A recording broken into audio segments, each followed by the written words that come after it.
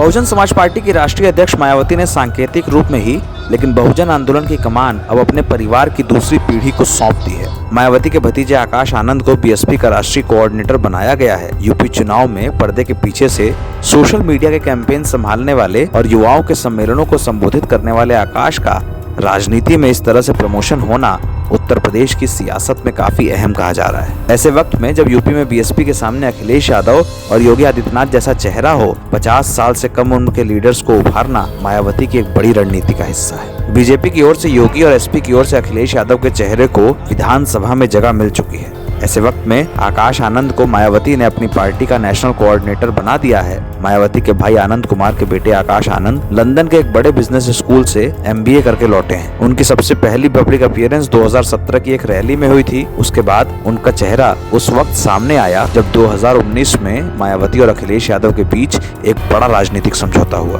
BSP के नेताओं के बीच और मायावती के नेतृत्व के साथ आकाश तमाम राजनीतिक मंचों पर पिछली पंक्तियों का हिस्सा दिखे।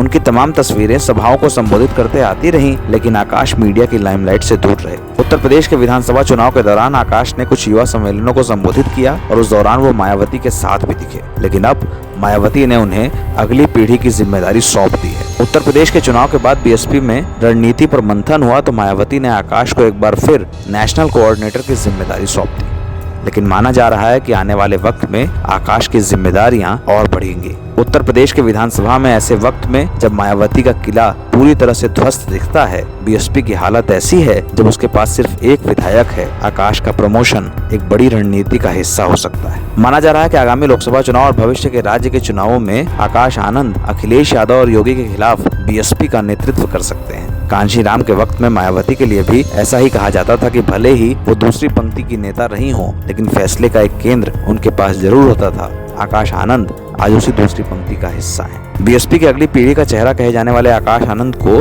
मायावती ने बड़ी जिम्मेदारी सौंपी है, लेकिन उनके सामने इतनी बड़ी चुनौतियां हैं जिनका सामना करना काफी महत्वपूर्ण होगा। 2024 के लोकसभा चुनाव से पहले आकाश आनंद को अपने पार्टी के संगठन को और मजबूत करना होगा। इसके अलावा चुनौती ये भी होगी कि विचारधारा के लिहाज से वो अपने कोर से भटकी बीएसपी को एक बार फिर से लीक पर कैसे लाएंगे। मायावती ने एक गरीब परिवार से निकलकर बहुजन आंदोलन का चेहरा बनाने में सफलता पाई थी, लेकिन आकाश के सामने ये चुनौती जरूर होगी कि वो अपने सिल्वर स्पून बॉय वाले टैग से दूर हटकर उन वोटरों को संतुष्ट कर पाए जो उनकी पार्टी के लिए सबसे महत्वपूर्ण है और जिन पर वर्षों से पिछड़े और वंचित होने का तमगा लगा है।